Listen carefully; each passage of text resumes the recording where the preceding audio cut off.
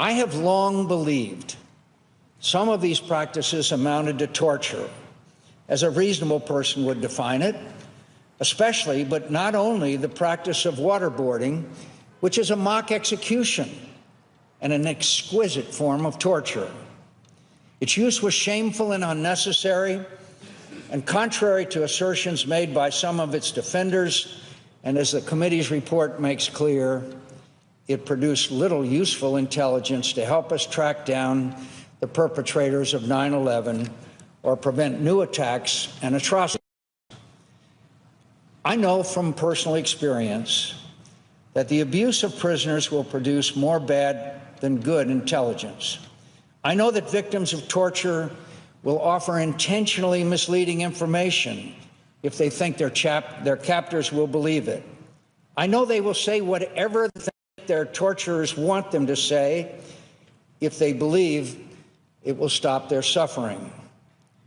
Most of all, I know the use of torture compromises that which most distinguishes us from our enemies, our belief that all people, even captured enemies, possess basic human rights which are protected by international conventions the United States not only joined, but for the most part authored.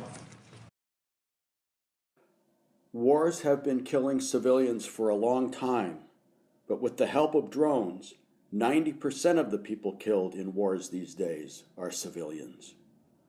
The British organization Reprieve reports that for every one person who is selected as a target for assassination by drones, 28 civilians are killed. The weaponized drones are operated here in the United States in Air National Guard bases and Air Force bases, and with the press of a button, they are killing people thousands of miles away in places like Afghanistan. Many people are enamored with being able to send an unmanned aerial vehicle to kill people in another country without a soldier in this country being harmed. But we find that the people operating these drones are experiencing trauma and stress, just like soldiers in war zones.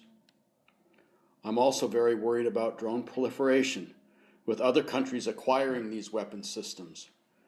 In 1945, only one country possessed a nuclear weapon, and look at the world now. I think the same thing is going to happen with drone proliferation. I also think that with activist focus on drones, we can have tangible successes. We have a good possibility of persuading the public that this is a wrongful way to move ahead. It violates international law and makes other people near the bases here in the United States vulnerable as targets themselves.